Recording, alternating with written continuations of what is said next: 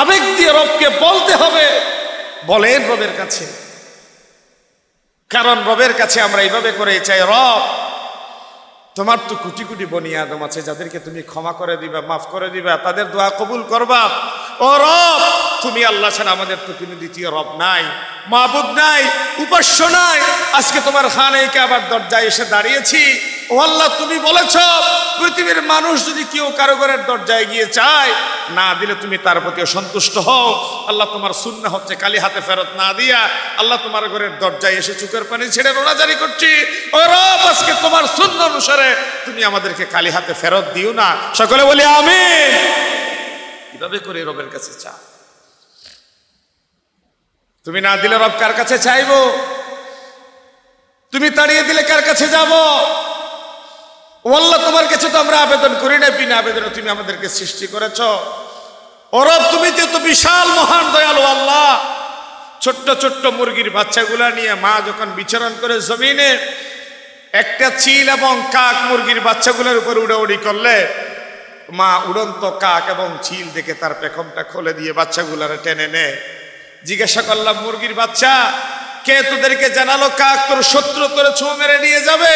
বলে যে আমার মা যখন আমাদেরকে সাউন্ড দিয়ে ডাক দিল, পেখমটা খুলে দিল, বুঝে নিলাম আল্লাহ তাআলা 100 ভাগ দয়ার ভিতরে 99 ভাগ জমা করে রেখেছেন। 1 ভাগ দয়া সারা পৃথিবীতে ছড়িয়ে ছিটিয়ে দিয়েছেন। 1 ভাগ দয়া এই মুরগি এবং তার বাচ্চা পর্যন্ত এসে পৌঁছেছে। কাক এবং চিল যে মুরগির বাচ্চার শত্রু, আল্লাহর 1 ভাগ দয়ার অন্তর্ভুক্ত। এই জন্য পাকাটা টেনে দিলাম, বাচ্চাগুলোর বুকের ভিতরে গ্রহণ করে নিলাম। সুবহানাল্লাহ বলেন। ইসলাম চট্টগ্রামের এ বন্দরটি হযরত আলী শাহ রহমাতুল্লাহ আলাইহি জামে মসজিদের সমবেত সপ্তাহের সবচেয়ে বড় দিন, পবিত্রতম জুমার দিনের সম্মানিত মুসল্লিনে কেরাম, দূর দূরান্ত থেকে আগত মেহমান বৃন্দ, আসসালামু আলাইকুম ওয়া রাহমাতুল্লাহি ওয়া বারাকাতুহু। রব্বে করিমের দরবারে শুকর এবং সুজুদ আদায় করছি, যিনি বাছাইকৃত বান্দাদের কাতারে শামিল করে নির্ধারিত সময়ে আল্লাহ তাআলার গোলামিতে হাজির দেওয়ার জন্যে জুমার নামাজে সমবেত হয়ে রবের শুকর এবং সুজুদ আদায়ের, রবের কুদরতি পাইয়ে অবনত মস্তকে নিজেকে উপস্থিত করাবার তৌফিক দিয়েছেন। আমরা আল্লাহর শেখানো ভাষায় সকলেই পড়ি আলহামদুলিল্লাহ। আলোচনার ধারাবাহিকতায় হজ্জের গুরুত্ব ও তাৎপর্য বিষয়ে আজকে তৃতীয় জুমা। আমরা দুটো গুরুত্বপূর্ণ বিষয়ে ইতিমধ্যে আলোচনা শেষ করেছি। আজকে আলোচনার বিষয়ের ভেতরে থাকছে হজ্জের উদ্দেশ্যাবলী। কি উদ্দেশ্যে আমরা আল্লাহর ঘরে গিয়ে হজ করব, হজ্জের ফজিলত কি, এবং শাওয়াল, যুলকাআদা, যুলহিজ্জা এই 3টা মাসকে যে হজের মাস হিসেবে অভিহিত করা হয়েছে। এই যে যুলহিজ্জার 8 তারিখ, 9 তারিখ, 10 তারিখ, 11 তারিখ, 12 তারিখ, এই 5টা দিন হজ্জের জন্য গুরুত্বপূর্ণ এবং ফরজ আদায়ের ক্ষণ। এই 5টা দিন ছাড়া বছরের অন্যান্য দিনে হজ আদায় করলে বনি আদমের পক্ষে হজ আদায় হবে না। এবং খানায়ে কাবায় না গিয়েও যদি কেউ কোনো জায়গায় আল্লাহর ঘরের প্রতিচ্ছবি তৈরি করে হজ করে, তাওয়াফ করে, সাই করে, ওকুফে আরফা করে, তার পক্ষেও সৌদি আরব ছাড়া অন্য জায়গায় গিয়ে হজ করলে কি হজ আদায় হওয়া এটা সম্ভব না। এ বিষয়ে আমরা অনেক কথা বলেছি, অনেক আলোচনা হয়েছে। যেহেতু আলোচনার ধারাবাহিকতা চলছে, আজকে আমার হজে যাওয়ার আগে সর্বশেষ আলোচনা। আগামী পরশুদিন 6:30টায় আমার ফ্লাইট। আল্লাহ যদি তৌফিক দেন, সব কিছু যদি ঠিকঠাক মতো থাকে, তাহলে 6:35 শাহ আমানত আন্তর্জাতিক বিমানবন্দর থেকে আল্লাহর ঘরের উদ্দেশ্যে রওনা দিব। আপনাদের দোয়া চাই, রব্বে করিম সুস্থতার সাথে আল্লাহর ঘর খানায়ে কাবায় পৌঁছে ফরজ হজ আদায় করে আবার যেন আমাদের দেশে আপনাদের সাথে মোলাকাতের হায়াত দেন, সুযোগ দেন। সকলে বলি আমিন। হজ্জের যে গুরুত্বপূর্ণ কয়েকটি উদ্দেশ্য থাকে, তার প্রথম এবং প্রধান অন্যতম উদ্দেশ্য হচ্ছে হজের মাধ্যমে বান্দার ইমানের বড় পরীক্ষা হয়। সে পাথরকে পূজা করছে, সাফা মারওয়া সাই করছে, ধুধু মরুভূমির বালির উপরে শুয়ে আছে। এটি কি পাথর পূজা? দুই পাহাড় দৌড়াদৌড়ি।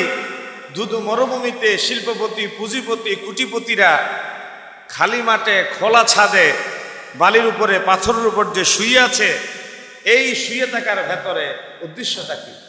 এটা বড় ইমানের একটা পরীক্ষা হয়। বাসায় এসি, গাড়িতে এসি, অফিসে এসি, পায়ের নিচে দামি স্যান্ডেল, গায়ে ঝকঝকে ঝকঝকে দামি কাপড় শোভা পায়। এই মানুষটা সেলাইবিহীন দুইটা কাপড় পরে কোথায় গোসল, কোথায় খাওয়া, কোথায় বেড বালিশ, কোথায় এসি, ধুধু মরু প্রান্তরে হা হা লা লা, কতক্ষণ মিনায়, কতক্ষণ মুজদালিফায়, কতক্ষণ জামরাতে, কতক্ষণ আরফার ময়দানে, কতক্ষণ আল্লাহর ঘরের চারিদিকে তাওয়াফের ভেতর যে পাগলামি করে, ছুটোছুটি করে, নিঃসন্দেহে যার ভেতরে ধৈর্য নাই, যার ভেতরে আল্লাহর প্রতি তাওয়াক্কুল নাই, কিছু না দেখে না বুঝে ওই বান্দার 5টা দিন এইভাবে পাগলামি করা ইমানের মজবুতি না থাকলে করা সম্ভব হবে? এটা বড় ইমানের পরীক্ষা। নাম্বার 2, হজ্জের মাধ্যমে ব্যক্তির মানসিকতার প্রশস্ততা লাভ করে। বাংলাদেশের ছোট্ট একটা জায়গায় 56,000 বর্গ মাইলে আমরা থাকি। পৃথিবী কি শুধু বাংলাদেশ না আরো দেশ আছে? মানুষ কি আমরা নাকি পৃথিবীতে আরো মানুষ আছে? এই যে পৃথিবীর বহু জাতের, বহু রঙের, বহু ঢঙের, বহু রুচির মানুষ আছে, তাদের আভিজাত্যের চাপ, তাদের চলন বলন ধরন ঢং দেখে ব্যক্তির মনের প্রশস্ততা বৃদ্ধি পায়। 3 নাম্বার, বৃহৎ জনগোষ্ঠীর সকল জাতীয় বর্ণের পাশাপাশি বিশাল ঐতিহাসিক আরফার ময়দানে একটি সমাবেশ ঘটে। পৃথিবীর ইতিহাসে কোন সমাবেশ 50 লক্ষ একই কাপড়ের জনতাকে নিয়ে হয়েছে এবং হবে আমরা জানি না, কিন্তু সেলাইবিহীন কাপড় পরিধান করে আমাদের মারা নির্দিষ্ট পোশাকে একই জায়গায় 50 লক্ষ আল্লাহর বান্দারা আল্লাহর ধ্বনিতে প্রতিধ্বনিত করে চোখের পানিতে বুক ভাসিয়ে প্রচণ্ড রোদের খরতাপকে উপেক্ষা করে যে খোলা ময়দানে যে বিশাল ঐতিহাসিক একটা সমাবেশ উপস্থিত হয়, তার নাম হচ্ছে উকুফে আরাফা, আরফার ময়দানে অবস্থান। আল্লাহর পয়গম্বর বলেছেন যে উকুফ আরাফার নাম হচ্ছে হজ, আল হজ্জু আরাফা, আচ্ছা আরাফাই হচ্ছে হজ। আরফার ময়দানে অবস্থান করার নামই হচ্ছে হজ, যেটা মুসলিম উম্মার ঐতিহাসিক বিশাল বড় একটা সমাবেশ। 4 নাম্বার, ইসলামের দাওয়াত সমগ্র বিশ্বে ছড়িয়ে এবং পৃথিবীর মানুষের মাঝে দিন পৌঁছে দেবার একটা অকৃত্রিম বিশাল বড় একটা সুযোগ পাওয়া যায়।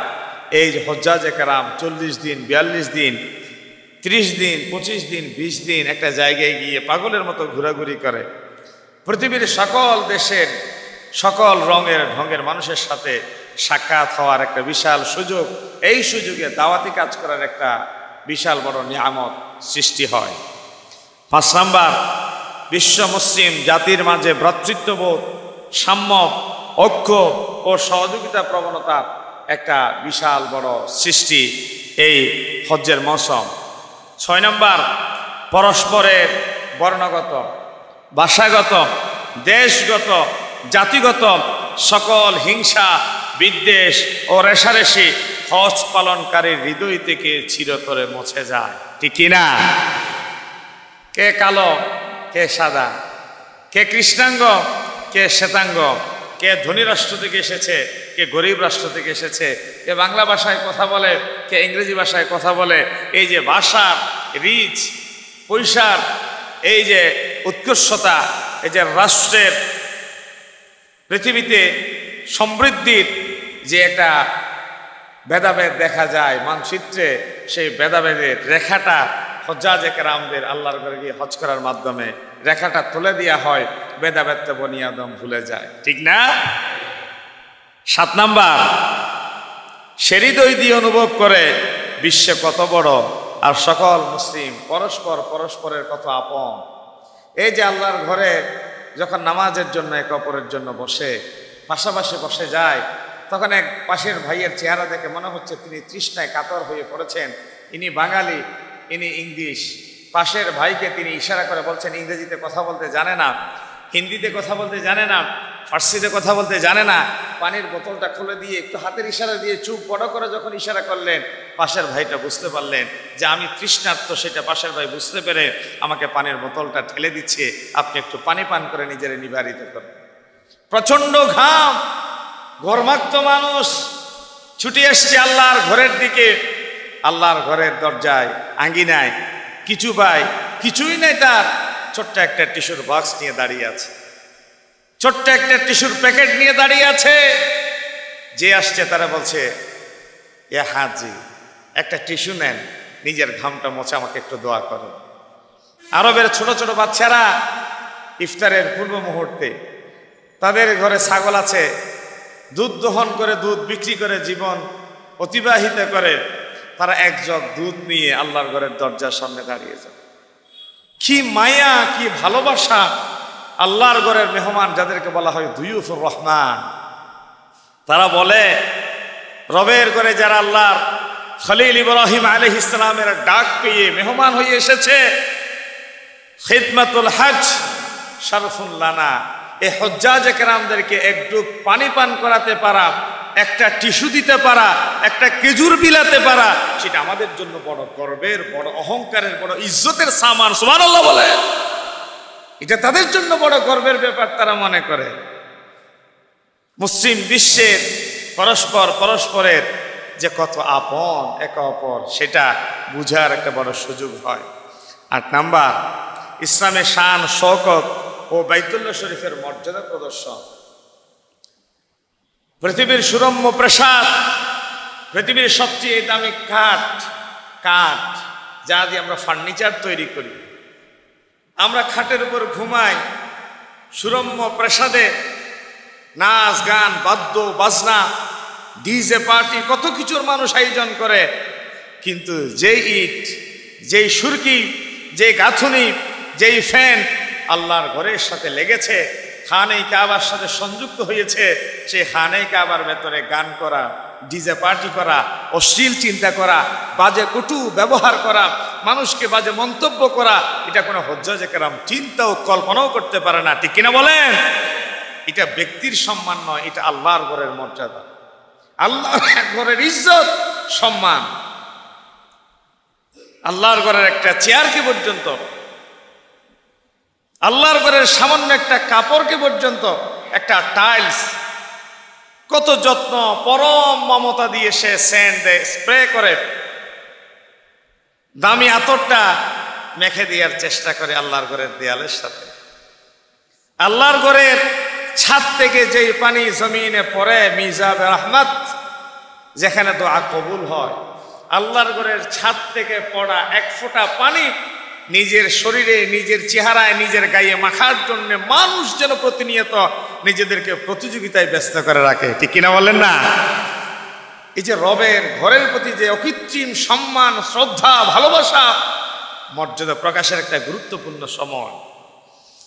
৯ নম্বর, কোরআন ও হাদিসে বর্ণিত বিষয়সমূহে বাস্তবে পরিলক্ষিত হওয়ার একটা গুরুত্বপূর্ণ মৌসুম এই হজের মৌসুম। আমরা কোরআন এবং হাদিসের মাধ্যমে জেনেছি আল্লাহর একটি ঘর আছে, ইব্রাহিম আলাইহিস সালাম সেই ঘর বিনির্মাণ করেছেন।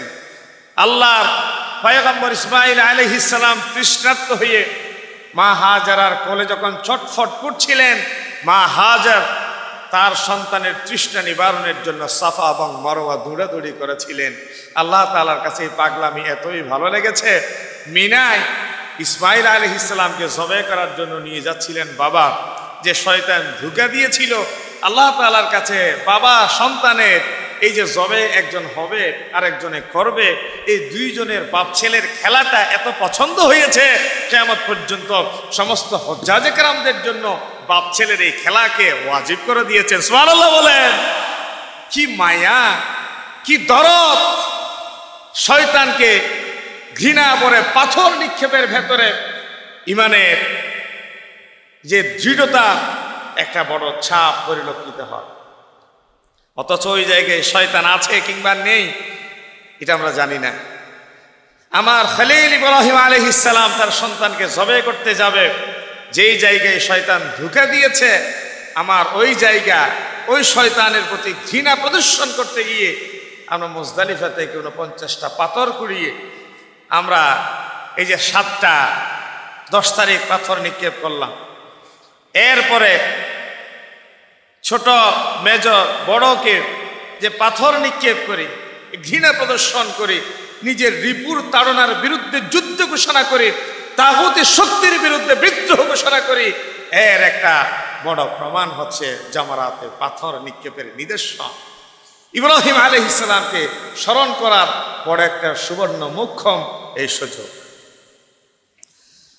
10 নাম্বার, মোমেনদের আখিরাত মুখী হওয়া একটা বড় সুবর্ণ সুযোগ। এই জুমাতে আসার সময় আজকে আমি 2-3 সেট এহরামের কাপড় নিলাম। এই কাপড়গুলা তুর্কিরা পরে কিছু মোটা তাওয়াল, আর কিছু আমরা সুতির কাপড় পরি। 3-4 দিন যেহেতু মোটা তাওয়াল পরে থাকতে হজ্জাজে কেরামদের কষ্ট হয়, কিছু সুতির নেওয়াও ভালো। এই মাঠ দিয়ে কাপড়গুলা ধুয়ে আবার একটু ঠিকঠাক করছিলাম। বিশ্বাস করেন, একজন বড় আলোচক, তার একটা আলোচনা শুনছিলাম হজ্জের ব্যাপারে। তিনি এইভাবেই কথাগুলো বলছিলেন, চোখের পানি ধরে রাখতে পারি নাই। তিনি এইভাবে বলছেন, একজন ভাই আমাদের কাছ থেকে যখন বিদায় গ্রহণ করে, তার প্রাণবায়ুটা যখন বের হয়ে যায়, 3টা সাদা কাফন দিয়ে আমরা তাকে মুড়ি দিয়ে ঘর থেকে জীবনের জন্য বিদায় দিই।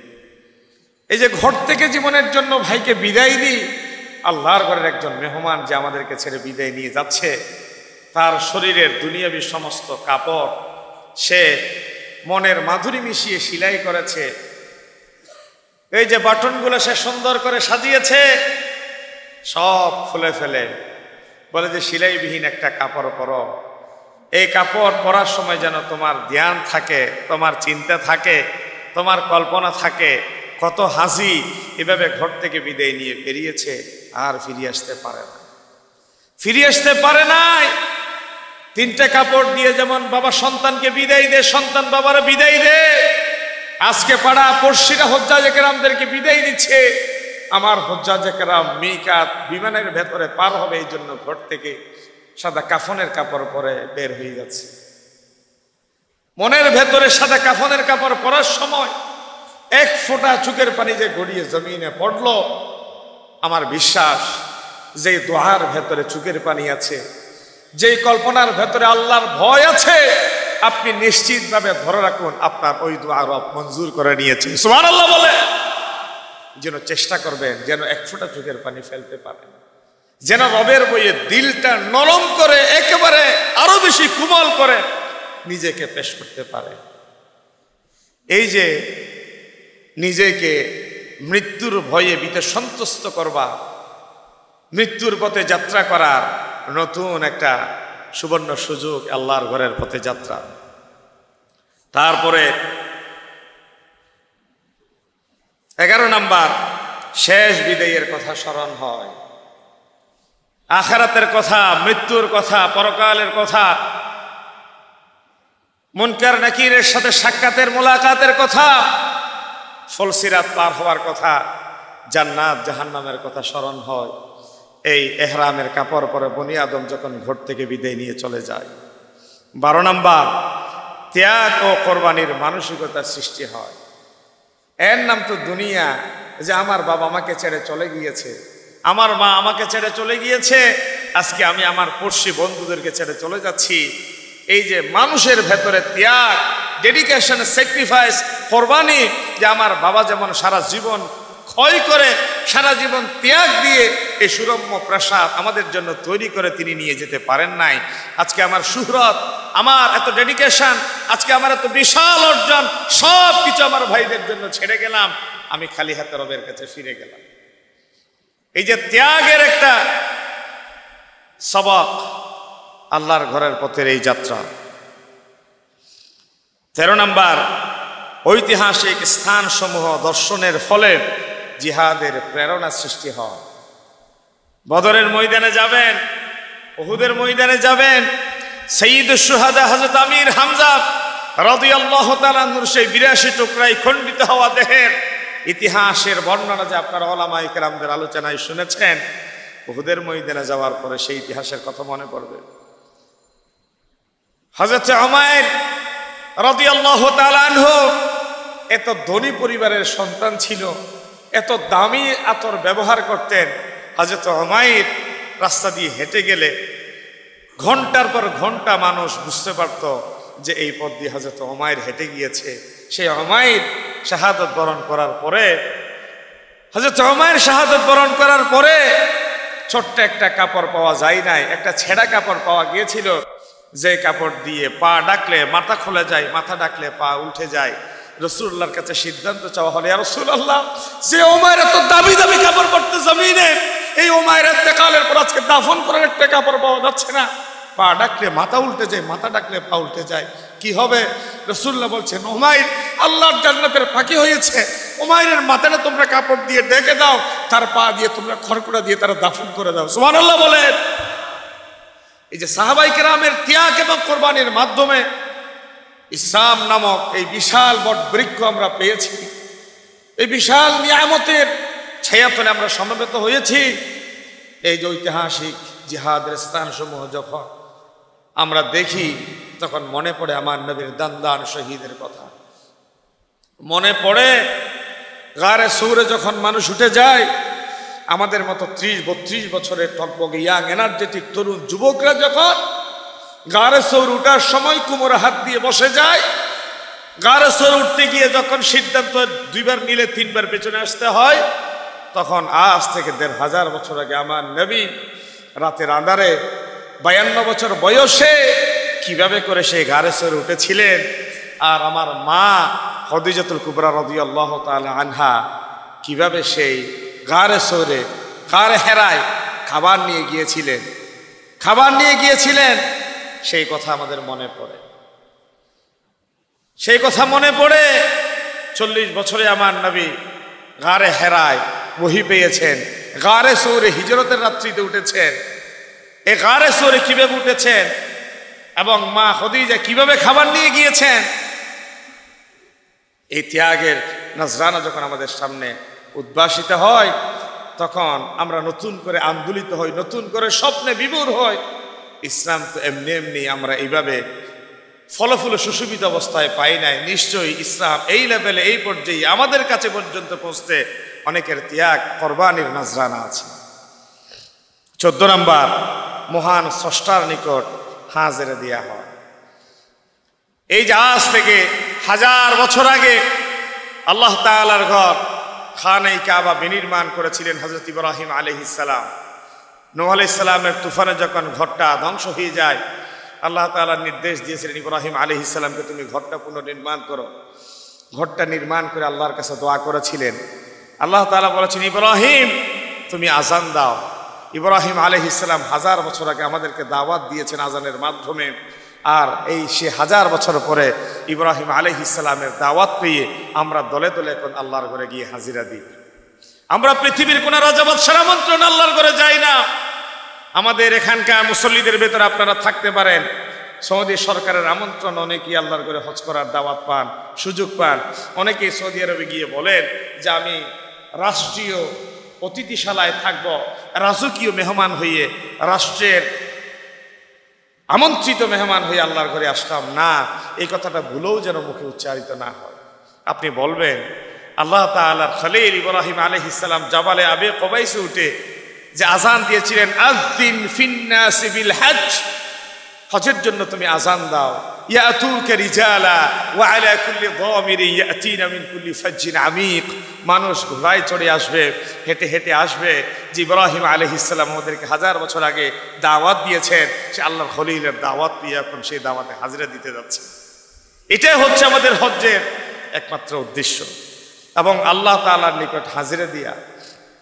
আমি তো সবসময় বলি, সবসময় একটা কথা বলি, আমরা যারা ছোটখাটো অফিসে চাকরি করি, জীবনে কোনো না কোনো সময় হেড অফিসে ডাক পাই, বস আমাদেরকে হেড অফিসে ডাক দেয়, মিটিংয়ে সিটিংয়ে কোনো কাজে। আমরা এই আলিশা মসজিদে কত বছর নামাজ আদায় করলাম, এই বাংলাদেশের ছোট ছোট জুমা মসজিদ, পঞ্জাগানা মসজিদে কত বছর আল্লাহ তাআলাকে হাজিরা দিলাম। আল্লাহর কাছে এত বছর চোখের পানি ফেলে ফেলে কেঁদেছি, ও রব, পৃথিবীতে ছোট ছোট অফিসগুলোতে চাকরি করে তারা তো ঢাকায় তাদের হেড অফিসে বসের কাছে সাক্ষাতের জন্য কত সময় সুযোগ পায়, আমরা ছোট ছোট ব্রাঞ্চ মসজিদগুলোতে কত বছর নামাজ আদায় করলাম। আল্লাহ, তুমি কি কোনো সময় আমাদেরকে তোমার এই মসজিদগুলার হেড অফিস খানে কাবায় ডেকে নিয়ে যাবা না? চোখের পানি ফেলেন, আবেগ দিয়ে দোয়া করেন। আল্লাহ রাব্বুল আলামিন আপনার আবেগ মিশ্রিত, চোখের পানি মিশ্রিত এই দোয়া হয়তোবা একটা সময় তিনি মঞ্জুর করে আপনাকে একদিন অকস্মাৎ এই ছোট মসজিদ থেকে আল্লাহর ঘর খানায় কাবায় সেন্ট্রাল অফিসে তিনি ডেকে নিয়ে যাবেন। সুবহানাল্লাহ বলেন। আবেগ দিয়ে দোয়া করতে হবে, রবের কাছে চাইতে হবে। রব তো এমন, রবের কাছে না চাইলে তিনি রেগে যান। পৃথিবীর মানুষের কাছে একবার চাইলেন, দিল। দ্বিতীয়বার চাইলেন, একটু চেহারা কালো করে দিল। তৃতীয়বার চাইলেন, মোবাইলটা বন্ধ করে দিল। চতুর্থবার চাইলেন, আপনার জন্য দরজাটা অফ করে দিল। কিন্তু আল্লাহ তাআলার হাবিব বলেছেন, আমার আল্লাহ এমন, মাল্লাম ইয়াসআলিল্লাহ ইয়াগদাব আলাইহি, যে আল্লাহর কাছে চায় না, রব তার উপর রেগে যায়। আদ-দুআউ মুখুল ইবাদা, আদ-দুআউ সালাহুল মুমিন, আদ-দুআউ হুয়াল ইবাদা।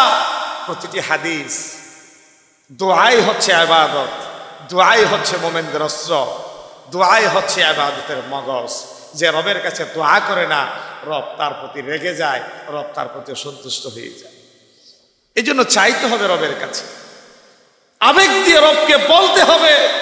বলেন রবের কাছে, কারণ রবের কাছে আমরা এইভাবে করে চাই, রব তোমার তো কোটি কোটি বনি আদম আছে, যাদেরকে তুমি ক্ষমা করে দিবা, মাফ করে দিবা, তাদের দোয়া কবুল করবা।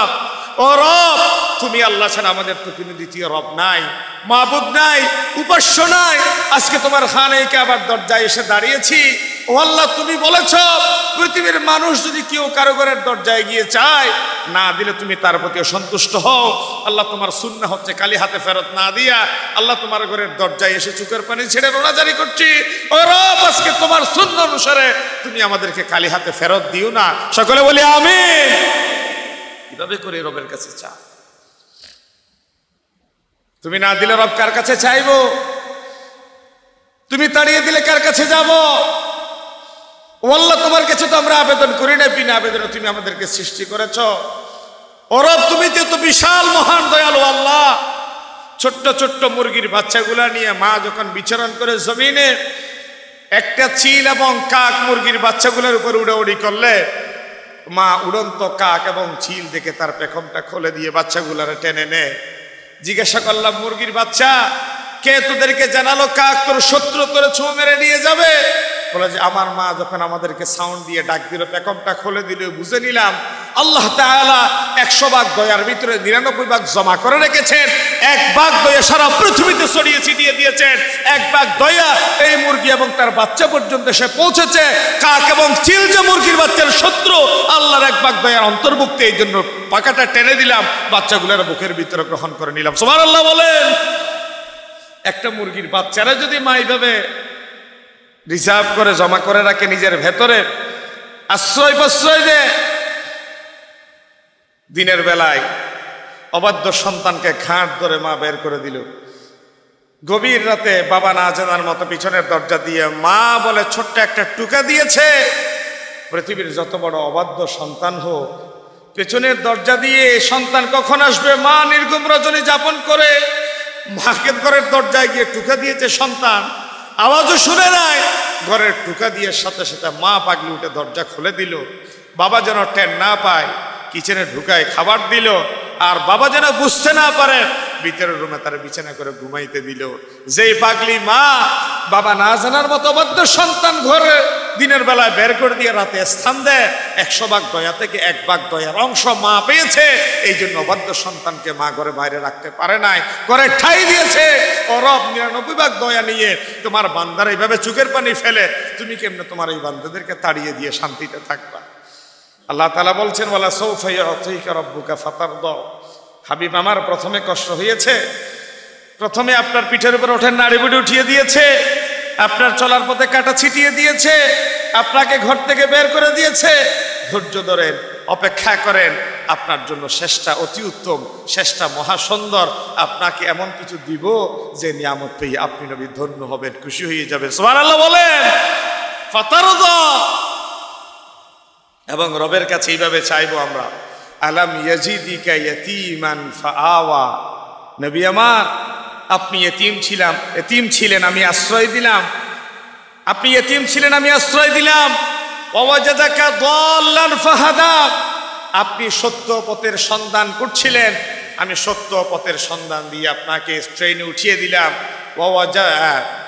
ওয়াজাদাকা আইলান ফাআগনা, আপনি অপ্রাচুর্যতার ভিতরে ছিলেন, আমি আপনাকে প্রাচুর্যতার ভিতরে পরিণত করে দিলাম। সুবহানাল্লাহ বলেন। এই যে আপনি এতিম ছিলেন, আশ্রয় দিলাম, পথের সন্ধান করছিলেন, পথ দিলাম, আপনি অভাবে ছিলেন, অভাব দূর করে দিলাম।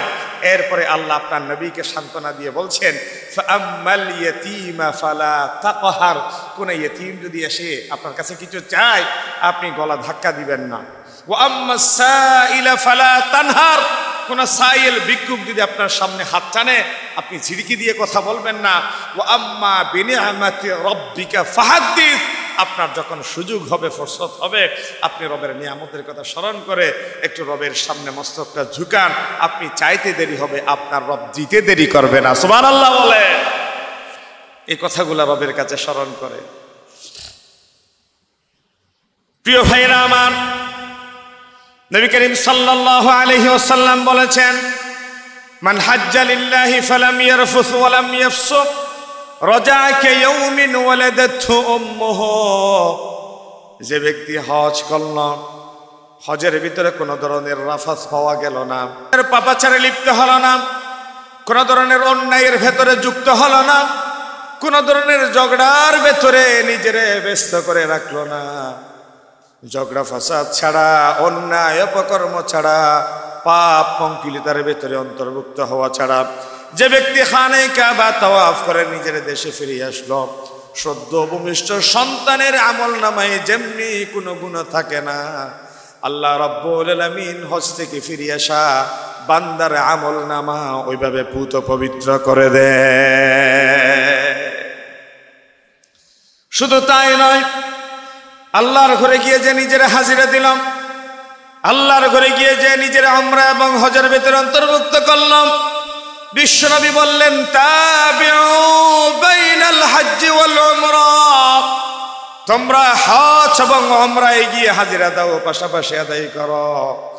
ফাইন্নাহুমা ইয়ানফিয়ানিল ফাকর ওয়াজ যুনুব, কারণ অভাব এবং পাপসমূহ আল্লাহ রাব্বুল আলামিন হজ এবং উমরা আদায়ের মাধ্যমে এইভাবে ক্ষমা করে দেন।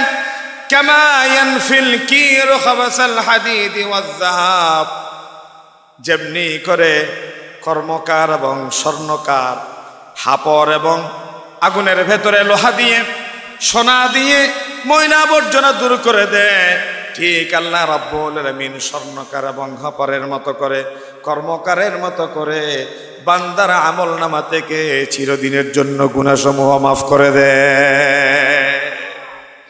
স্বর্ণকার এবং কর্মকার যেভাবে লোহা স্বর্ণ আগুনে দেওয়ার মাধ্যমে ময়লা আবর্জনা পরিষ্কার করে দেয়, ঠিক হজ এবং উমরার ভেতর দিয়ে বনি আদমের অভাব এবং বনি আদমের গুনাহ আল্লাহ তাআলা এইভাবে বনি আদমের জীবন থেকে আলাদা করে দেন, মুছে দেন, ক্ষমা করে দেন। সুবহানাল্লাহ বলেন না। শুধু তাই নয়, লাইসা লিল হাজ্জাতিল মাবরুরাতি সাওয়াবুন ইল্লাল জান্নাহ, বলে যে হজ্জে মাবরুর কি, যার ভিতরে ফিসক ফুজুরি থাকবে না, যার ভিতরে ঝগড়া ফাসাদ থাকবে না, যার ভিতরে কোনো অন্যায় অপকর্ম থাকবে না। এই ফিসক ফুজুরি, ঝগড়া ফাসাদ, অন্যায় অপকর্ম ছাড়া যে ব্যক্তি হজ করে ফিরে আসতে পারলো, আল্লাহ রাব্বুল আলামিনের হাবিব বললেন তার হজ্জের বিনিময় দুনিয়ার কোন বিনিময়ের মাধ্যমে দেয়া হবে না, কেবল আল্লাহর জান্নাত দিয়েই দেয়া হবে। সুবহানাল্লাহ বলেন না। সুবহানাল্লাহ। জান্নাতের বিনিময়, হজ্জের বিনিময় একমাত্র কি? জান্নাত। হজ্জের বিনিময় কি? জান্নাত। আমরা তো সবাই জান্নাত পেতে চাই, জান্নাত ছাড়া আর কিছু কি চাওয়ার আছে? একমাত্র চাওয়া পাওয়া তো জান্নাত। রাসূলুল্লাহ বললেন হজ এবং উমরার বিনিময় হচ্ছে আল্লাহর জান্নাত। হাজীগণ যে আল্লাহর মেহমান, আমরা একজন আরেকজনের ঘরে গেলে কিভাবে এন্টারটেইনমেন্ট করেন, কেমনে গেস্টিফাই করেন, পদমর্যাদা অনুসারে ডেজিগনেশন অনুসারে, ব্যক্তির বিশেষণ অনুসারে ব্যক্তিরে যেমনি মানুষ সম্মানিত করে, আল্লাহ রাব্বুল আলামিনের হাবিব বললেন আল হাজ্জু ওয়াল উমরাতু আফদুল্লাহ, হাজী এবং উমরাকারী আল্লাহ তাআলার মেহমান। সুবহানাল্লাহ বলেন না? যারা হজ করতে যায়, উমরা করতে যায়, তারা দুনিয়ার কারো মেহমান হয়ে যায় না, তারা আল্লাহর মেহমান। ইন দাউহু আজাবাহুম, তারা যা কিছু চায় রব সাথে সাথে সাড়া দেন। ওয়াইন ইস্তাগফারুহু গফার লাহুম, তারা যদি রবের কাছে ক্ষমা চায়, আল্লাহ তাআলা হাজীদেরকে ক্ষমা না করে পারে না। ইন আজাইন দাউহু আজাবাহুম, ডাক দিলে জবাব দে, চাইলে ফেরত দেয় না। ক্ষমা চাওয়া বান্দাদেরকে রব এ হজ এবং উমরায় যারা যায় তাদেরকে চিরতরে তিনি মাফ করে দেন। সুবহানাল্লাহ বলেন।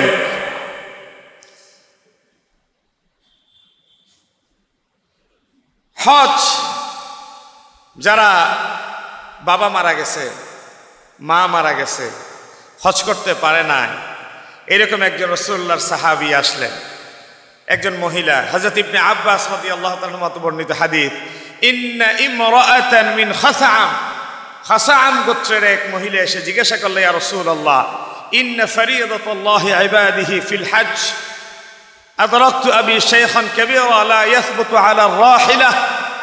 ইয়া রাসূলুল্লাহ, আমার আব্বা হজ করার নিয়ত করেছেন, তার উপর হজ ফরজ হয়েছে, কিন্তু বয়োবৃদ্ধ হওয়ার কারণে তিনি হজ পালন করতে পারছেন না, অথবা অন্য হাদিসে আছে তিনি মারা গেছেন। আফা আহুজ্জু আনহু, আমি কি আমার বাবার পক্ষ থেকে হজ আদায় করতে পারি? ক্বালা রাসূলুল্লাহ, বলে সাল্লাল্লাহু আলাইহি ওয়াসাল্লাম, নাআম যালিকা হাজ্জাতুল ওয়াদা, এটা ছিল বিদায় হজ্জের সময়ের কথা। আমার নবী বলছেন যে বয়োবৃদ্ধ মা বাবা যারা হজ করতে পারে নাই, হজ ফরজ ছিল, নিয়ত করেছেন, অসুস্থ ছিল, যেতে পারে নাই, তাদের পক্ষ থেকে বদলা হজ আদায় করা যাবে। বুজুর্গ উলামায়ে কেরামদেরকে দিয়ে এই কাজটা করতে পারেন, নিজেরাও আদায় করতে পারে। বুজুর্গ উলামায়ে কেরাম যিনি নিজে হজ করেছেন তাকে বদলা হজকে দেয়া যায়, তবে নিজের হজটা আগে করতে হবে। নিজের হজ যে করে নাই তিনি বদলা হজ করতে পারবেন।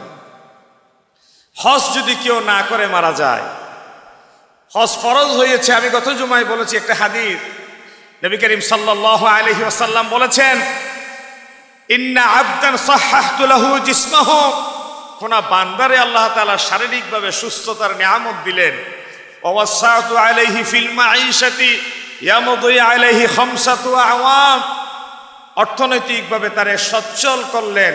আওয়াজ দিয়ে বলবেন 5 বছর। কয় বছর? সকলেই বললেন না কয় বছর? প্রথম শর্ত দিলেন শারীরিকভাবে সুস্থতার নিয়ামত দিলেন, 2 নম্বর অর্থনৈতিকভাবে সচ্ছল রাখলেন 5 বছর। বলেন কয় বছর?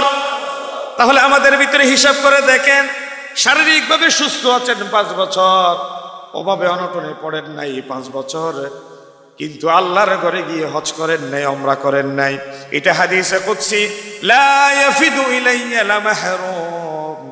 আল্লাহ রাব্বুল আলামিন বলেন, দুনিয়ার তামাম কল্যাণ থেকে ওই ব্যক্তি নিজেরে বঞ্চিত করে রাখল, সমস্ত কল্যাণ থেকে সে বঞ্চিত অবস্থায় আছে। এই হাদিসের সম্পূরক একটা হাদিস, নবী করিম সাল্লাল্লাহু আলাইহি ওয়াসাল্লাম বলেছেন, মান মালাকা যাদান ওয়া রাহিলাতান তুবাল্লিগুহু ইলা বাইতিল্লাহ ওয়া লাম ইয়াহুজ্জা, যে ব্যক্তির আল্লাহর ঘর পর্যন্ত গিয়ে হজ করার পাথই আছে, যাতায়াতে কোনো অসুবিধা নাই, কিন্তু আল্লাহর ঘরে গিয়ে সে হজ করে নাই, ফালা আলাইহি আন ইয়ামুতা ইয়াহুদিয়ান ওয়ালা নাসরানিয়ান, সে এমত অবস্থায় মারা গেল, তার মৃত্যুটা কি ইহুদি অবস্থায় হলো না নাসরা অবস্থায় হলো, আল্লাহর পয়গম্বর বলেন এটা আমি জানি না। নাউজুবিল্লাহ বলবেন? নাউজুবিল্লাহ বলেন। কারণ 5 বছর সুস্থ আছেন, 5 বছর অর্থনৈতিকভাবে স্বাবলম্বী আছেন, কিন্তু আল্লাহর ঘরে যেতে পারেন নাই। আল্লাহ তাআলার হাবিব বলছেন, এই বান্দারা কি ইহুদি হয়ে মারা গেল না নাসারা হয়ে মারা গেল আমি জানি না। কারণ আল্লাহ রাব্বুল আলামিন, ওয়াযালিকা আন্নাল্লাহা তাবারাকা ওয়া তাআলা ওয়ালিল্লাহি আলান নাসি হিজ্জুল বাইতি মান ইসতাতাআ ইলাইহি সাবিলা।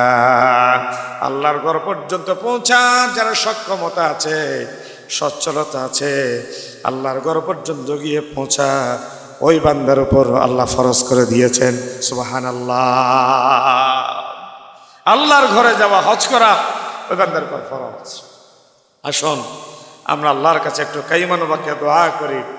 রব যাদের উপর হজ ফরজ করেছেন, অর্থনৈতিকভাবে সচ্ছলতা দিয়েছেন, আল্লাহ তাআলার ঘর খানায়ে কাবায় গিয়ে সুস্থতার সাথে আমাদেরকে আল্লাহর ঘর হাজিরা দিয়ে আল্লাহর গোলামিতে নিজেকে পেশ করার তৌফিক দান করুক। সকলে বলি আমিন। আইয়ুবী মিডিয়া